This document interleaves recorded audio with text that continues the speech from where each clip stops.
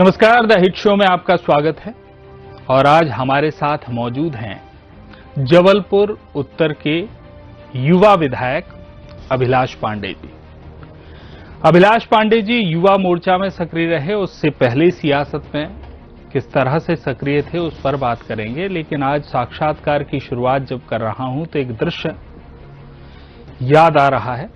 वो दृश्य था कि अभिलाष पांडे जब विधायक के तौर पर निर्वाचित होकर आए तो धोती कुर्ता पहनकर यानी पारंपरिक वेशभूषा में विधानसभा में प्रवेश किया और हाथ में थी राम मंदिर की प्रतिकृति। जब शपथ ली तो संस्कृत में मध्य प्रदेश विधानसभा के सदस्य के रूप में सदस्यता की शपथ ली और इसी से अभिलाष पांडे एक बार फिर चर्चा में आए। हालांकि चूंकि अभिलाष पांडे युवा मोर्चा में रहे हैं और युवा जोश से भरे हुए हैं तो चर्चा में तो पहले भी बहुत रहे। आज हम चर्चा की शुरुआत युवा मोर्चा के अनुभव से ही कर रहे हैं। अभिलाष जी, बहुत बहुत स्वागत है। बहुत बहुत धन्यवाद। आप कितना काम आ रहा है युवा मोर्चा का अनुभव एक विधायक को? देखिए, युवा मोर्चे में काम करने से पहले विद्यार्थी परिषद में भी मैंने काम किया है, तो यूथ के बीच में काम करने का अवसर खूब मिला है और मैंने 11 साल युवा मोर्चे में काम किया है। मैं प्रदेश का उपाध्यक्ष था, प्रदेश का महामंत्री था और 5 साल 8 महीने तक प्रदेश अध्यक्ष भी था। तो निश्चित तौर पर नौजवान जो होता है, हम उसे कहते हैं कि आज का नौजवान आज का नागरिक है। तो कहीं ना कहीं नौजवानों के बीच में काम करने का एक लंबा कालखंड मेरा नौजवानों के बीच में बीता है। तो उसका किस तरह से नौजवान सोचता है, किस तरह से काम करता है, उस दृष्टि से अपनी विधानसभा क्षेत्र के भी नौजवानों को अपने साथ जोड़ रहा हूं और उन नौजवानों की भावनाओं को समझकर हम काम कर रहे हैं। ये सारी चीजें मुझे विद्यार्थी परिषद और युवा मोर्चे के काम करते दौरान मेरे ध्यान में आई। बिल्कुल। विधानसभा का जो मैंने उल्लेख किया है, भारतीय परिधान में आप नजर आए, चूंकि संस्कार धानी से आते हैं तो संस्कार दिख रहे हैं। संस्कृत में शपथ लेना, ये दिमाग में कैसे आया, क्यों आया? देखिए, हम सनातनी परंपरा को मानने वाले लोग हैं और हम आध्यात्मिक रूप से भी, और चूंकि मेरे माता पिता दोनों शिक्षक हैं और मेरे पिता संस्कृत के भी शिक्षक रहे, तो कुल मिलाकर एक भारतीय परंपरा और हमारा जो जिसकी हमारे लिए आस्था और श्रद्धा का केंद्र है वो राम मंदिर है। और राम मंदिर की प्रतिकृति लेकर और धोती कुर्ता जो हमारा भारतीय परिधान भी है, उस वेशभूषा में विधानसभा के अंदर जाना और साथ ही विधानसभा की सीढ़ियों को प्रणाम कर कर, क्योंकि वो एक ऐसा स्थल है जहां पर हम बैठकर जनता के हित के ऐसे निर्णय करते हैं जो आने वाले भविष्य को निर्धारित करते हैं, तो कहीं ना कहीं वो हमारे लिए एक मंदिर है। इसलिए उस मंदिर पर राम भगवान के भव्य राम मंदिर की प्रतिकृति और साथ में जो हमारी देवनागरी भाषा है, जो हमारी पुरातन भाषा है और वैज्ञानिक भाषा है, ऐसी संस्कृत भाषा पर जब शपथ लिया तब कहीं ना कहीं ये बात भी, ये संदेश भी समाज के बीच में गया कि कहीं ना कहीं सनातनी परंपराओं को मानते हुए मैंने इस शपथ को लिया है। और वो शपथ इस बात की है कि क्षेत्र की जनता के साथ विकास और साथ में उनके अंदर विश्वास भी पैदा करना है। बिल्कुल, जनता के बीच में विश्वास पैदा करना है, सनातन को मजबूत करना है, ये अभिलाष पांडे का एजेंडा है। और भारतीय जनता पार्टी पर ऐसे में एक आरोप चस्पा होता है कि भाजपा तो धर्म की सियासत कर लेती है। देखिए, धर्म की अलग अलग परिभाषाएं हैं और धर्म की परिभाषा इसलिए अलग अलग है कि धर्म व्यक्ति के अपने काम के हिसाब से धर्म बदलते हैं। पिता का अपने बच्चों के प्रति एक धर्म हो सकता है, बच्चे का अपने पिता के प्रति धर्म हो सकता है, राजा के अपनी प्रजा के प्रति धर्म हो सकता है, प्रजा का राजा के प्रति धर्म हो सकता है। वैसे ही हमारा भी धर्म है। हमारा धर्म यह है कि जनता की सेवा करना। जनता ने यदि विश्वास जुटाकर हमारे साथ इस बात के लिए हमारे साथ खड़ी हुई कि आपको विधायक के रूप से सेवा करनी है, तो ये मेरा नैतिक धर्म है। लेकिन उसको धार्मिक आधार पर बांटकर लोग कई बार ये प्रस्तुत करते हैं कि ये फलाने धर्म के हैं, ढिकाने धर्म के हैं। तो मैं ये मानता हूं कि राजनीति धर्म के आधार पर, जिस तरह का जो धर्म कहता है, हमारा शास्त्रों में भी धर्म की परिभाषाएं हैं, तो हम उस राजनीतिक धर्म का पालन कर रहे हैं जिसको लोग विकृत रूप से प्रस्तुत करने का प्रयास करते हैं। और राजनीति की, अभिलाष जी, इस वक्त एक बहुत ऐसी स्थिति है कि भारतीय जनता पार्टी, कांग्रेस यानी दलों में सियासत बट गई है। जबकि सियासत आप कहते हैं सेवा का माध्यम है। जब झंडा बुलंद होता है संस्कार का, जब झंडा बुलंद होता है सनातन का, तो वो लोग जो सनातन का प्रचार करने में जुटे हैं, मैं बात संतों की कर रहा हूं, तो उन्हें भी अब राजनीतिक चश्मे से लोग देखने लगे हैं। खासतौर से जो राजनीति में सक्रिय हैं वो लोग, चाहे कांग्रेस की बात कर लें, चाहे अन्य दलों की बात कर लें। ऐसे में क्या फील होता है कि क्या कोई संत जो सनातन की बात कर रहा है, तो ऐसा लगने लगा है कि अब मतलब कई बार तो ये लगता है कि ये सिद्ध करने की कोशिश हो रही है कि सनातन की बात मतलब भाजपा की भाषा, और विरोध फिर उन संतों का भी होने लगता है। देखिए, मैं ये मानता हूं कि हमारा जो देश है ये चिर पुरातन देश है। हमारी परंपराएं, हमारी संस्कृति बहुत प्राचीन है, और इसी के कारण लोग कहते हैं कि यूनान, मिस्र, रोमा सब मिट गए जहां से, कुछ बात है कि हस्ती मिटती नहीं हमारी। हमारा जो देश है वो सनातनी परंपराओं और मान्यताओं को मानने वाला देश है। मुझे लगता है कि राजनीतिक रूप से जब कोई राजनीतिक दल इस बात पर विचार करता है और वो कहीं ना कहीं धर्म के आधार पर पार्टियों को बांटने का प्रयास भी करते हैं, और जो संतों के बारे में कई बार उंगली उठाने का प्रयास करते हैं, मेरा ये मानना है कि संत समाज को दिशा देने का काम करते हैं। और संत तो वही है जो परिवार, घर, सारी विषयों को छोड़कर निश्चल भाव से समाज के बीच में काम करता है।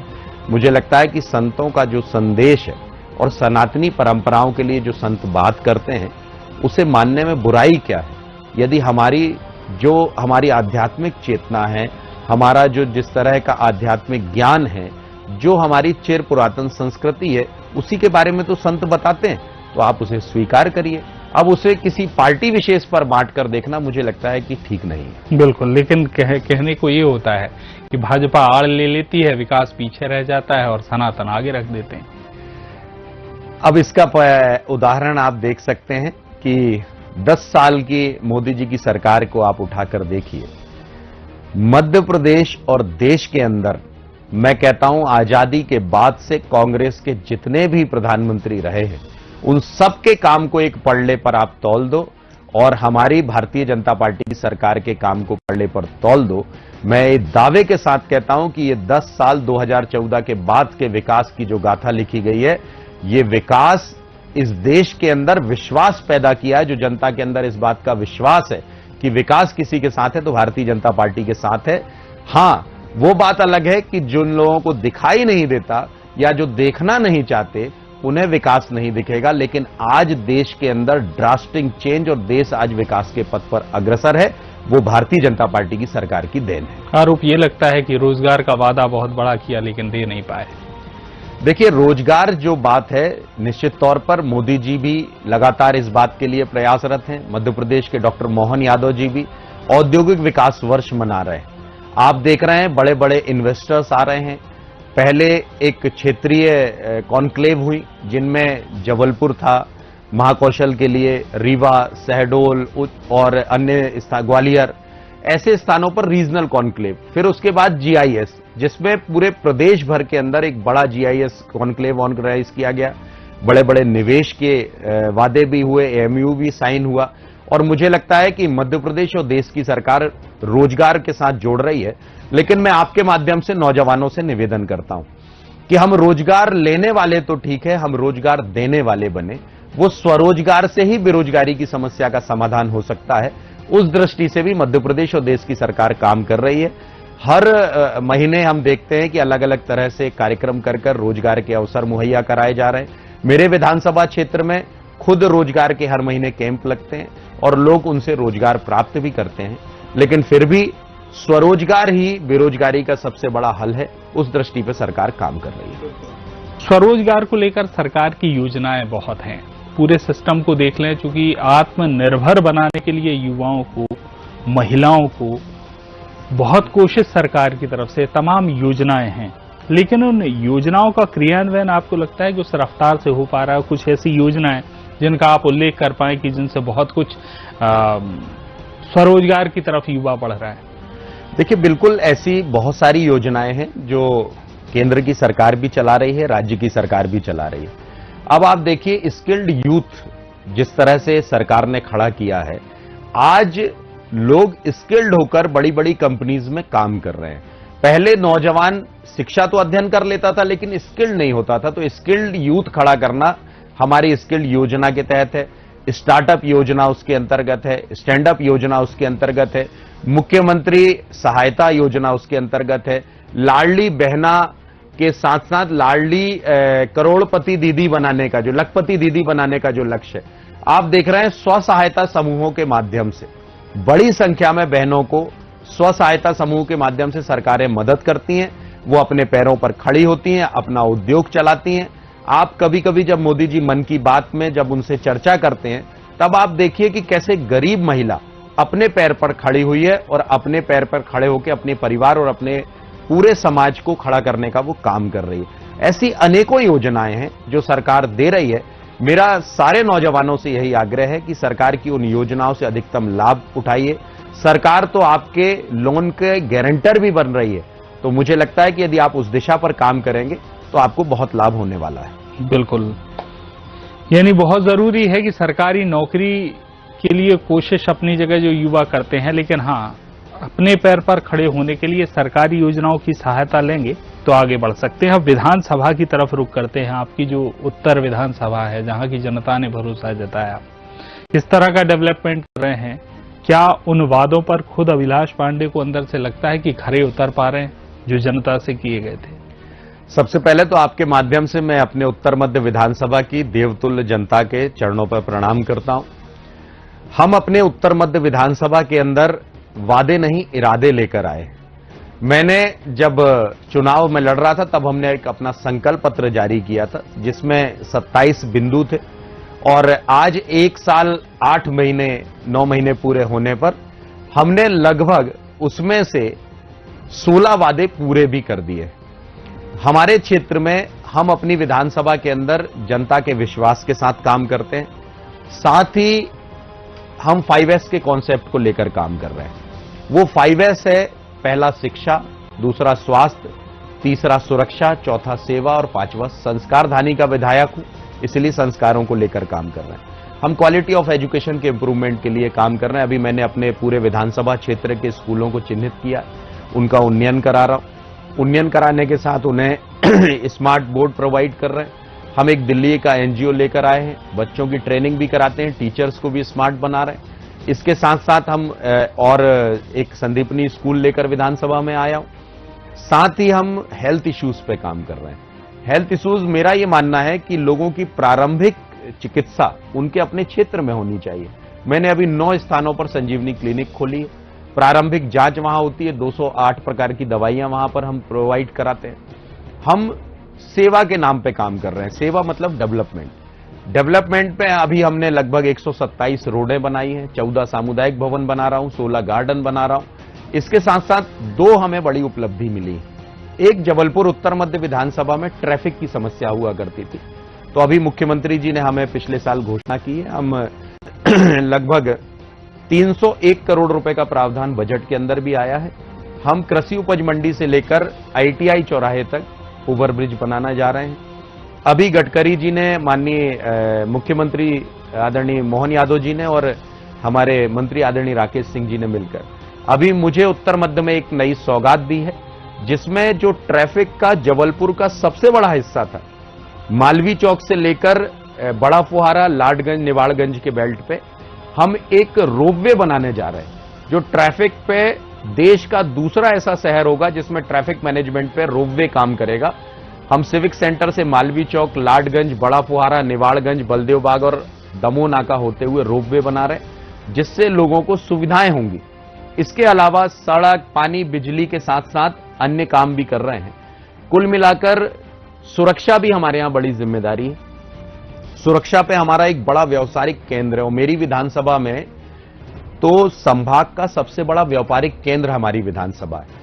तो हम उनकी सुरक्षा की दृष्टि से हम कैमरे भी लगा रहे हैं, थानों का परिसीमन भी कर रहे हैं, ये सब भी कर रहे हैं। चूंकि संस्कारदानी के केंद्र का विधायक हूं, इसलिए संस्कारों पर काम कर रहा हूं। मेरा ये मानना है, और आपके माध्यम से मैं ये निवेदन करता हूं युवाओं से भी, कि किसी घर का एक युवा भी असंस्कारित हो जाए तो पीढ़ियां खराब हो जाती है।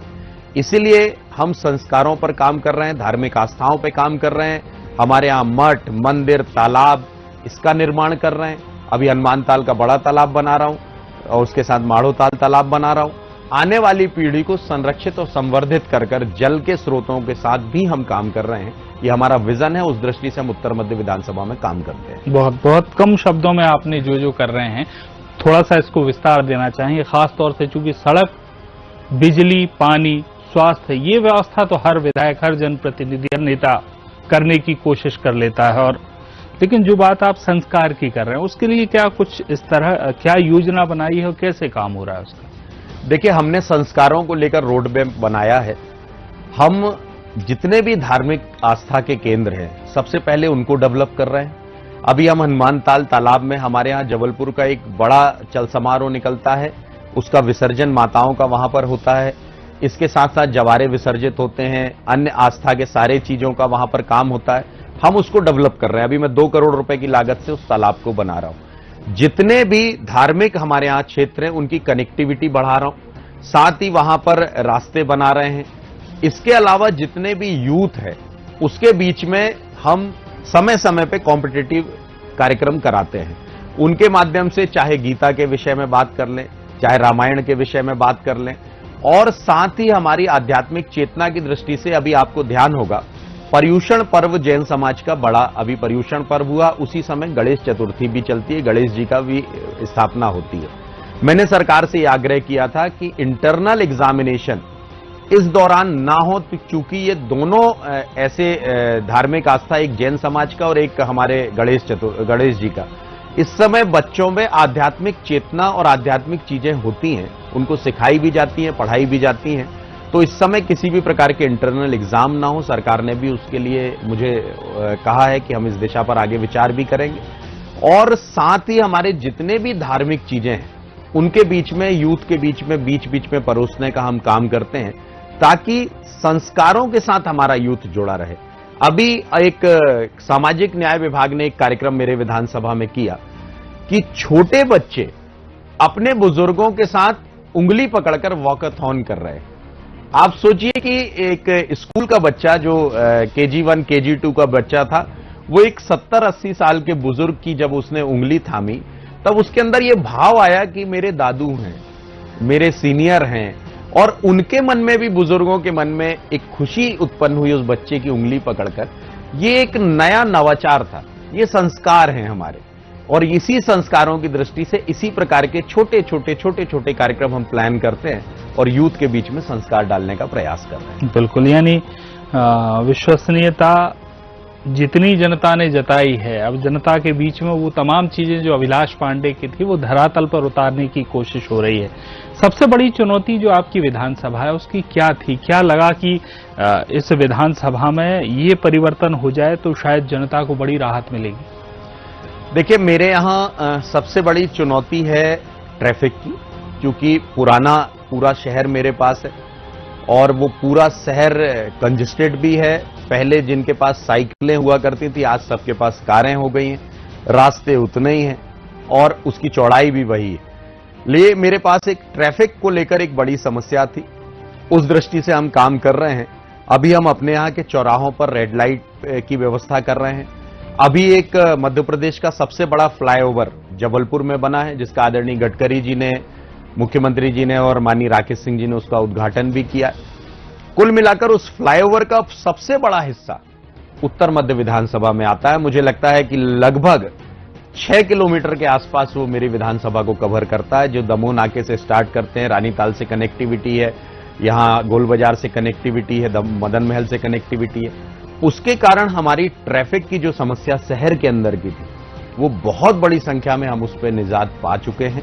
अब हमारे पास एक बड़ा पार्ट जो शहर का है, वो है हमारा मालवीय चौक से लेकर लाडगंज, बड़ा फुहारा, कोतवाली, कमानिया, ऐसे होते हुए बड़ा एक क्षेत्र है, जिसमें हम रोपवे बना रहे हैं। तो वो वहां पर वो मार्केट एरिया, उस ट्रैफिक से हम निजात लोगों को दिलाएंगे। इसके साथ साथ हम ट्रैफिक की दृष्टि से सड़कों को चौड़ा भी कर रहे हैं। अभी मैंने 2-3 प्रस्ताव सड़क के चौड़ीकरण के भी दिए हैं और रेड लाइट्स पे भी काम कर रहे हैं। कुल मिलाकर ट्रैफिक मेरे यहाँ कॉन्स्टिट्यूंसी का एक बड़ा इशू था जो हमें ध्यान में है। कनेक्टिविटी एक बड़ा इशू था। अभी हम एक उत्तर मध्य विधानसभा के अंदर प्रवेश का सिर्फ एक ही द्वार था, जो आईटीआई के बेल्ट से पाटन कटंगी और दमोह से होने वाला व्यक्ति प्रवेश करता था। मेरा यह मानना है कि विकास का द्वार खोलना है तो प्रवेश के द्वार खोलिए। अभी हम अपने विधानसभा के अंदर 41 नंबर स्कीम से लेकर 165 फीट का रोड बनाकर हाईवे पे जोड़ रहे हैं। 0 डिग्री से उठाकर एक बड़ा ओवरब्रिज संजीवनी नगर की तरफ जा रहा है। बगल में पश्चिम विधानसभा, आदरणीय मंत्री जी के साथ मिलकर हम काम कर रहे हैं। वो 181 करोड़ रुपए उसमें सैंक्शन भी हो गए। तो कुल मिलाकर ये सारी कनेक्टिविटी हम खोल देंगे तो आने वाले समय में हमारे यहां विकास के मार्ग भी खुलेंगे, ट्रैफिक भी डाइवर्ट होगा, जिसके कारण कहीं एक जगह पर जाम जैसी स्थिति नहीं हो पाएगी। उस दिशा पर हम काम कर रहे हैं। बिल्कुल। यहां अभिलाष जी, एक मुख्य बात है, वर्तमान सियासत में एक बहुत बड़ी समस्या है जनप्रतिनिधि पर भरोसा, विश्वसनीयता का एक संकट है।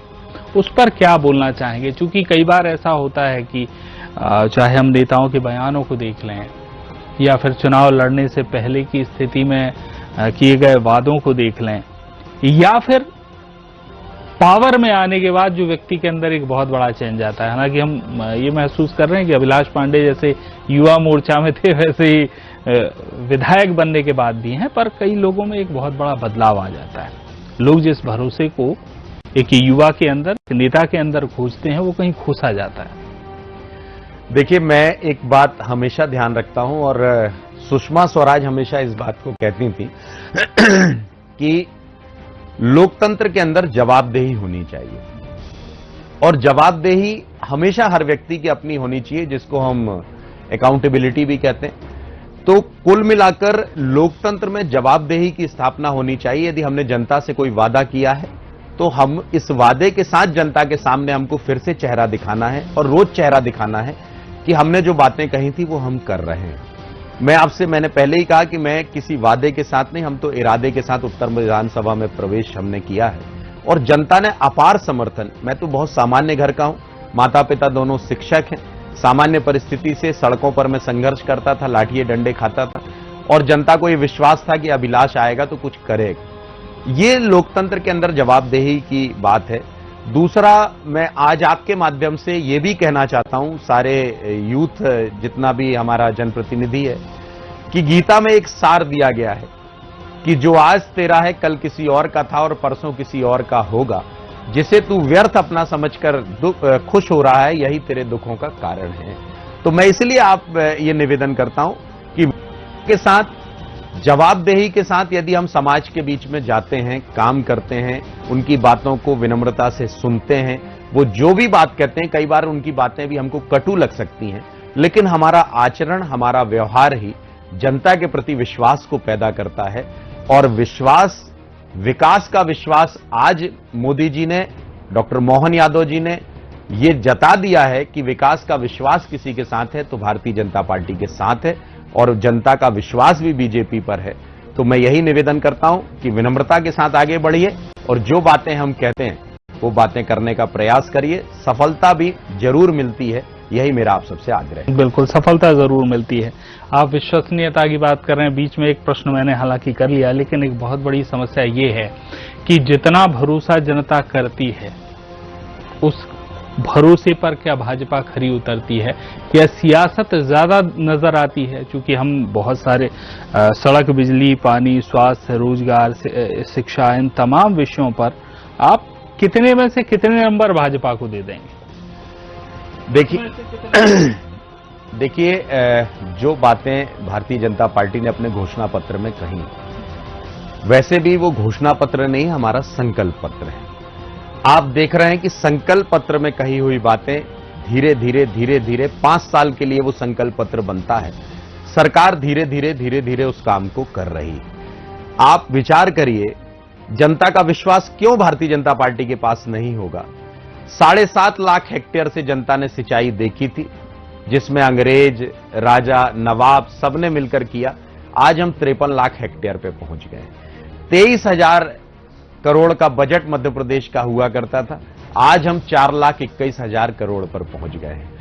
सड़कें, हाईवेज, जब मध्य प्रदेश में लोग यहां से रीवा यदि जाना पड़ता था तो मुझे लगता था कि नागपुर, अभी मैं चुनाव में था, वो कहते थे कि 24 घंटे लगते थे रीवा पहुंचने में नागपुर से। आज दनदनाती हुई सड़कें, चमचमाती हुई सड़कें बनी हुई हैं और गाड़ियां दौड़ रही हैं। इसके साथ साथ औद्योगिक विकास भी मध्य प्रदेश के अंदर हो रहा है। जनता के साथ युवाओं को स्वरोजगार के भी स्किल्ड यूथ को अवसर उत्पन्न कराए जा रहे हैं। महिला सशक्तिकरण के नाम पर मध्य प्रदेश विकास की ओर अग्रसर है। लखपति दीदी बनाई जा रही हैं, स्व सहायता समूह खड़े किए जा रहे हैं। हमारे यहां छोटे बच्चों को शिक्षा की व्यवस्थाएं पूरी सुनिश्चित हैं।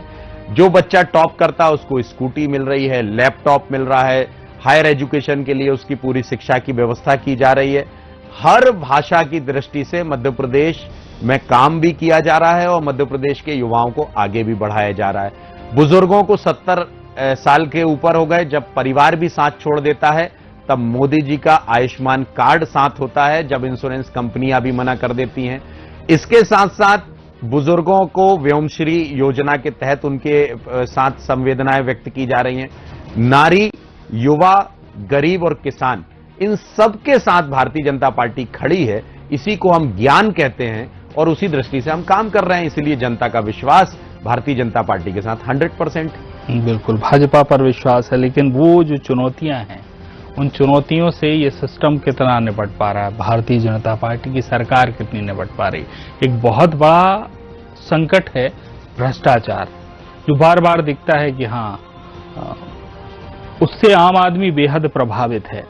और हम जिस संकल्प के साथ उतरे थे कि जीरो टॉलरेंस की नीति होगी भ्रष्टाचार के खिलाफ, शिवराज जी ने भी ये कहते कहते बहुत लंबा समय मुख्यमंत्री के रूप में मध्य प्रदेश को दिया। अब डॉक्टर मोहन यादव हैं, लेकिन ये जो भ्रष्टाचार का दंश है ये तो झेलना ही पड़ रहा है वर्तमान में। देखिए, भ्रष्टाचार के विषय में आपको यदि ध्यान होगा तो देश की यदि बात करें तो पहले हमारे बुजुर्ग हमसे कहते थे कि त्रिलोकी कोई होता है तो भगवान होता है। लेकिन आपने डॉक्टर मनमोहन सिंह की सरकार को देखा है, त्रिलोकी भ्रष्टाचार की कोई सरकार इस देश में हुई जिसने जमीन के नाम पर जमीन घोटाला, कोल के नाम पर हमारे पाताल में घोटाला और 2G स्पेक्ट्रम के नाम पर आकाश पर घोटाला करने वाली सरकार हुई। लेकिन आज मोदी जी की सरकार है। आप बताइए मुझे कोई एक घटनाक्रम ऐसा जो ध्यान में आता होगा कि मोदी जी की सरकार में इस भ्रष्टाचार पर ध्यान नहीं दिया गया। मैं दावे के साथ कहता हूं कि जो पारदर्शी सरकार जिसने पूरे विश्व में अपना स्थान बनाया वो मोदी जी के नेतृत्व वाली सरकार है, जिसने भ्रष्टाचार की मनमोहन सिंह की सरकार जो चहुओर भ्रष्टाचार था। और जब भी कोई कहता था कि भ्रष्टाचारी कौन, डॉक्टर मनमोहन सिंह मौन, लेकिन देश के प्रधानमंत्री ने एक शुचिता और पारदर्शिता लाकर इस देश में ऐसे भ्रष्टाचार को समाप्त करने का काम किया है। मध्य प्रदेश की भी मैं बात करूं, मध्य प्रदेश में भी डॉक्टर मोहन यादव जी की सरकार कड़ाई से इस विषय पर काम कर रही है। यदि कहीं कोई भ्रष्टाचार की घटनाएं मिलती हैं, ध्यान में आती हैं, कोई सूचना मिलती है, उसके खिलाफ सरकार तत्काल उस पर कार्रवाई होती है। बहुत सारे ऐसे उदाहरण भी हमारे सामने हैं। कुल मिलाकर भारतीय जनता पार्टी की जो सरकार है ये लोकतंत्र के अंदर जवाबदेही और साथ ही भ्रष्टाचार मुक्त वातावरण बनाने के लिए कृत संकल्पित होकर निकली है और जनता के विकास के संकल्प के साथ हम काम कर रहे हैं। यही देश की सरकार भी कर रही है, यही प्रदेश की सरकार भी कर रही है। बिल्कुल, बहुत बहुत धन्यवाद अभिलाष जी समय देने के लिए। तो हमारे साथ आज के इस हिट शो में अभिलाष पांडे जी थे, जो यूथ की राजनीति से अब मध्य प्रदेश विधानसभा के सदस्य बनकर अपने विधानसभा क्षेत्र की जनता के लिए जिस कॉन्सेप्ट पर काम कर रहे हैं उसमें सड़क, बिजली, पानी तो है ही, लेकिन संस्कार जिसका उन्होंने उल्लेख किया वो बेहद मजबूत है। चूंकि अगर संस्कार मजबूत होंगे तो वो तमाम प्रश्न, वो तमाम चुनौतियां जो आज देश के सामने खड़ी हैं, उन चुनौतियों से निपटना आसान होगा। नमस्कार।